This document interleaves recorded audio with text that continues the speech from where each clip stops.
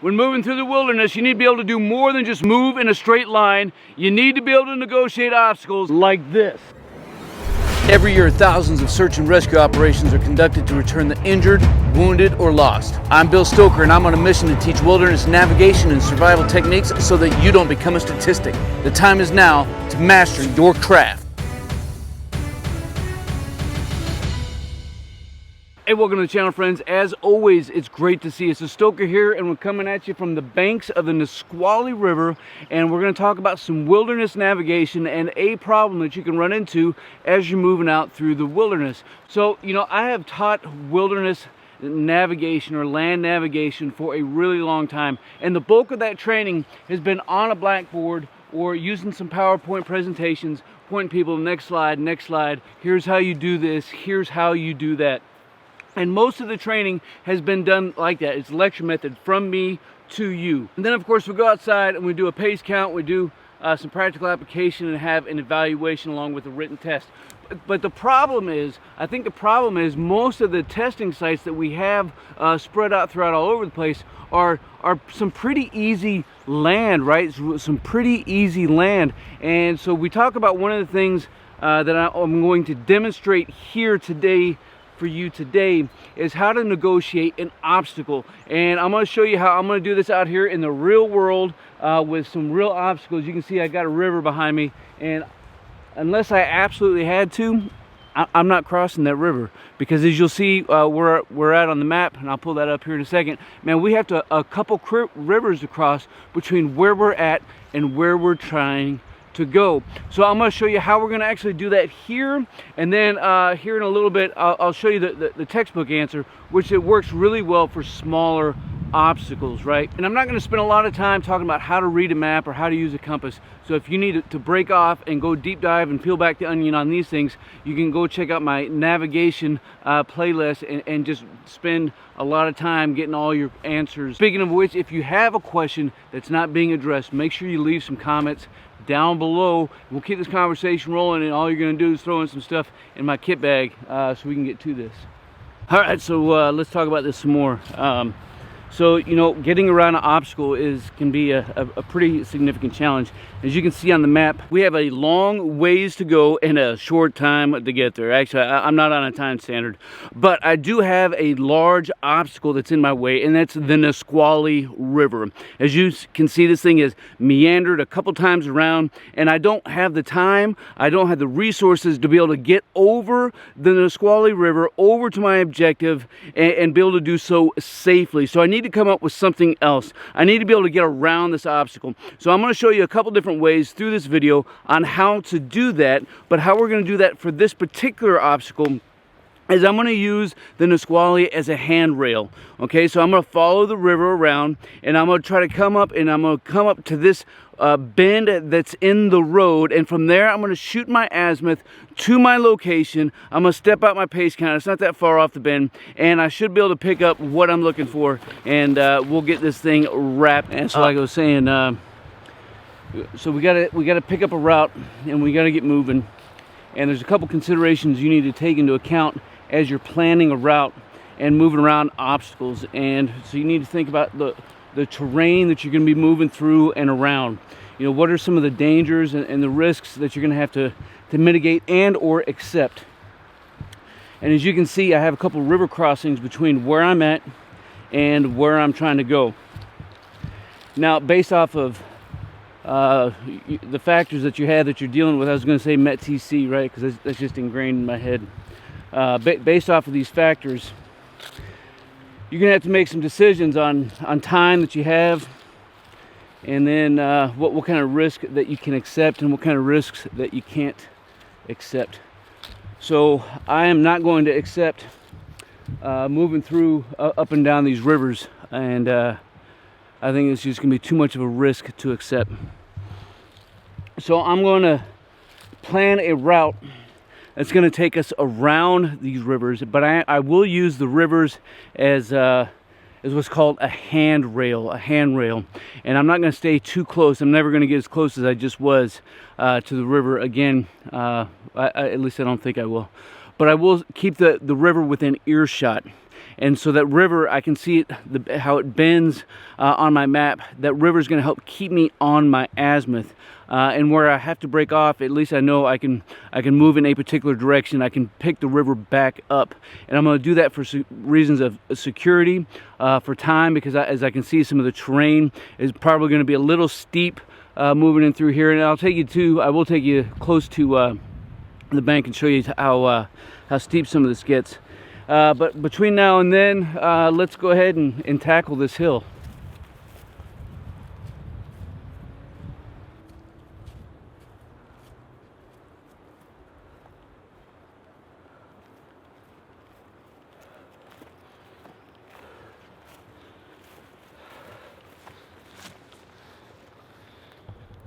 All right, everybody, so we're going to take a short pause. We're going to demonstrate the textbook answer for how to box around an obstacle.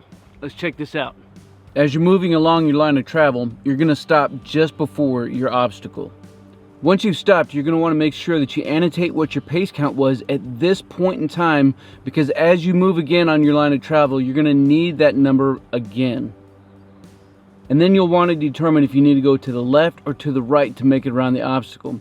In this case, I'm going to go to the right, so I'm going to need to add 90 degrees to my line of travel. So if my line of travel or my azimuth was 30 degrees, I'm going to add 90, and that's going to make my new azimuth 120 degrees. And I'm going to step off, and I'm going to annotate and note down how far away from my line of travel that I just moved, whether it's 10 paces, 50 paces, 100 paces, it doesn't matter. Just make sure you know how far away from your line of travel it was that you moved. After you've moved beyond the obstacle, you're going to face back on your line of travel. In this case, I'm going to face back to 30 degrees. You're just going to execute a left face. And now I'm facing back on my line of travel. I'm going to move beyond the obstacle, however far it is. Now this pace count is going to get added to my original pace count from when I first stopped on my line of travel. Once I've moved beyond the obstacle, I'm going to execute a left face. I'm going to subtract 90 degrees. I'm going to move at 300 degrees. Again, this is all assuming that my original line of travel was 30 degrees. Once you're there and you're back on your original line of travel, you're going to execute a right face and again pick up that 30 degree azimuth so that you can move out towards your objective.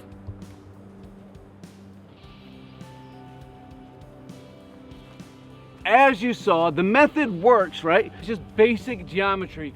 Should make sense, right? But life, and more importantly, Murphy, will not throw us nice, easy fastballs like that, man. It's the world that we move out in is not two-dimensional. It's not just on a blackboard. It's not just on a 2D map where we can make straight lines do whatever we want them to do. Once you start moving out into the wilderness, man, it's a physical challenge. It's a mental challenge, and you have to think on your feet, and you have to plan what you're going to do. And so, just like we have here, the obstacle that we have from where we're at right now to where we have to go around is this weird oblong shape as the Nisqually River, and cut those banks out. And then you can see, just looking at the contour lines, man, this thing is meandered all over the place, all over the place.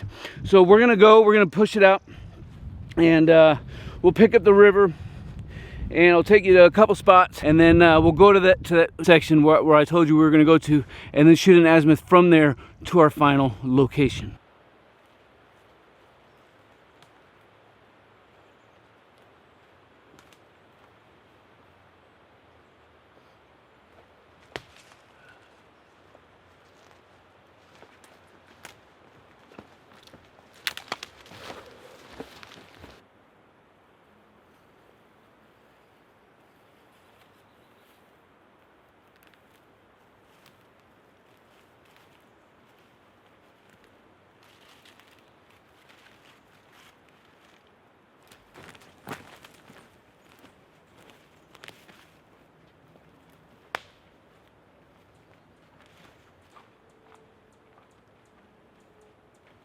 Alright, so I just threw my pack down, come take a closer look at this bank, and I want to show you what this looks like here. I mean, this is absolutely nasty, man. And you can imagine the hazards, especially you know, during the rainy season, and what this would be like trying to maneuver down or to maneuver back up by yourself, or if you're out, you know, with a larger party, man. It's accidents waiting to happen. I promise you that bank down at the bottom to the Nisqually is at least 85 feet, almost straight down, That is something else. Can't come over here and get a different look anywhere. So I did find a small game trail hid down here just a little bit.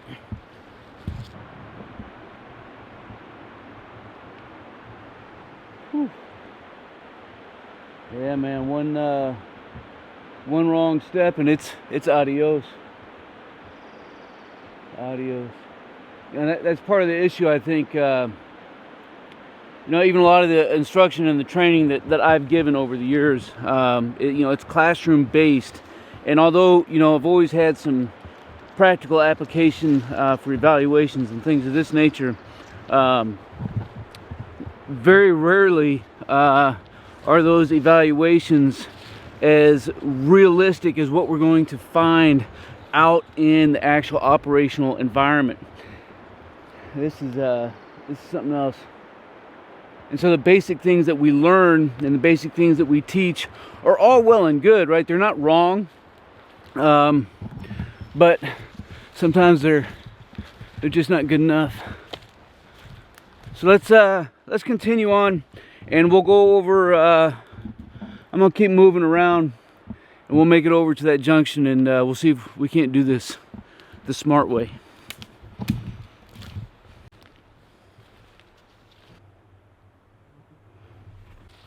You know, if you're looking hard enough, you can always find a game trail. Make things a little bit easier for you. May take you a little bit out of the way.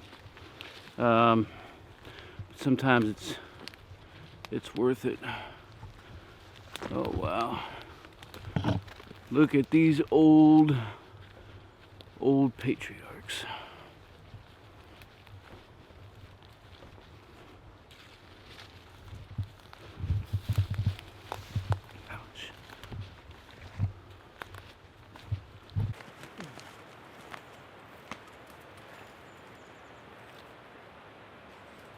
I found a little grove of some old patriarchs out here. Man, these Doug firs are probably 250, maybe even 300 years old. These things are absolutely huge, man. Look at that. It's crazy, isn't it? Imagine the stories these things could tell. Right, in addition, man, there's a lot of old red cedar up in here. This will make some amazing guitars. Definitely a lot of old growth in this particular area, and it's even more evident because, as you can see, you know, a lot of the area underneath is untouched. You know, there's a lot of dead, fallen trees and growth that are just out here laying around, you know, composting out here, and so we're gonna keep moving it around this Nisqually River that we're looking at, and we'll keep on it from there.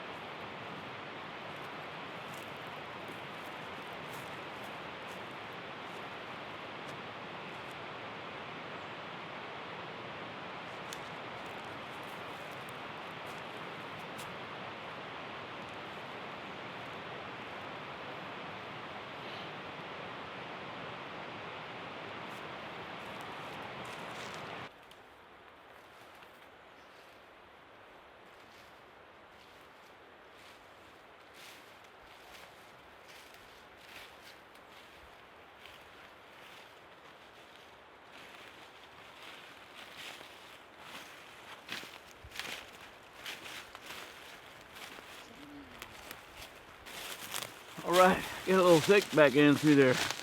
So, you know, what we did was essentially, you know, we used the Nisqually as a handrail, and up in front of me, it looks like I can see the road, and we're gonna come up here and we're gonna double check where I think we're at in relationship to this road, and then we'll shoot a quick azimuth, and hopefully find our destination here pretty soon. But why did I stick a little closer to the river as opposed to just walking on the roads the entire time? One, I don't like using roads if I don't have to. Two, you know, staying close to the river, it also helps kind of mask some sound and some noise, so it can also help provide an increased security for your person or for the group that you're with, right? So let's come up here and we'll see. I think we're at this bend, or should be pretty close to it, and then we'll double check. Come up here and stop just short. Of course, roads are linear features. They're pretty easily identifiable, though you do need to be careful or cautious, because you know roads can look like other roads, and so you want to make sure that you know where it is that you are in relationship to how things are on the ground and what that topography is. So I can see this road bending, and I think if we look on the map, we're going to see a hard bend in the road. We'll come up here real quick, take a look down, right, so we can see road cutting in this way, and where you can even see, I think, you know, where it cuts off into some other area up there, and then we see how it bends right here coming around. And so here we are at this pretty easily identifiable junction, this bend, and as it turns out, so this right here is not on the map, right? This cutting back down in through here. But I know that this is it. If we keep moving in this direction, we're going to come up on this other intersection, but I don't want to go all the way up to there because I can use this bend, right? I can use this bend in the road. I can shoot an azimuth from here to where we're trying to go. So that's what we're going to do, and we'll go see what surprise is waiting on us at our destination here. So I mean, I got my azimuth right at 180 degrees. I mean, it should be. I can't see it, but I can hear the Nisqually. So we'll go down and check and see what we got left for us down here, and then we'll call for a ride to get out of here.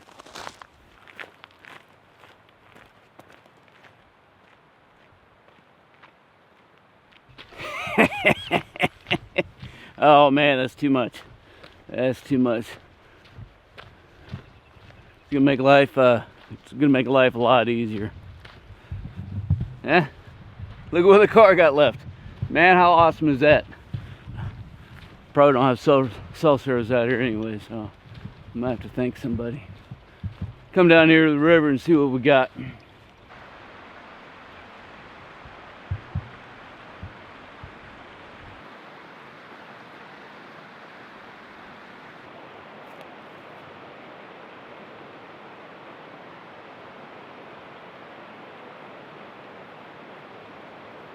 Man, I tell you what,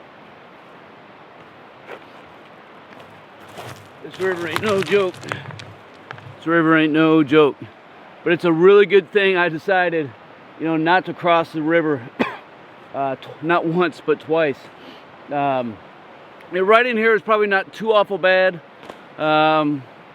Looks fairly low in a couple spots, should be easily crossable itself, but the banks and how this river actually got carved out, man, this thing is absolutely nasty, man. It's an accident waiting to happen. I think we could all agree, you know, you have to be able to move around in some different ways. You have to think outside of the box as you're moving around, and obstacles are going to come to us, right? Murphy's going to throw some things at you that you weren't planning on prior to. And if you don't get out and master your craft, when this happens, man, that's when accidents happen. That's when you miss your mark. That's when something really goes wrong and it's beyond your control. So I hope you enjoyed the content in the video. If you did, make sure you like it, subscribe to the channel if you haven't already done so, and click that notification bell so you can stay up to date on some future content, and leave some comments down below. Let me know if it was a value added and the time was well spent. Let me know if we need to go over something in a little different way, maybe a different kind of obstacle, maybe in a different location. Man, I'm all for it, but I got to hear from you. I got to have some comments down below, and we will keep this conversation rolling. Man, it's something else.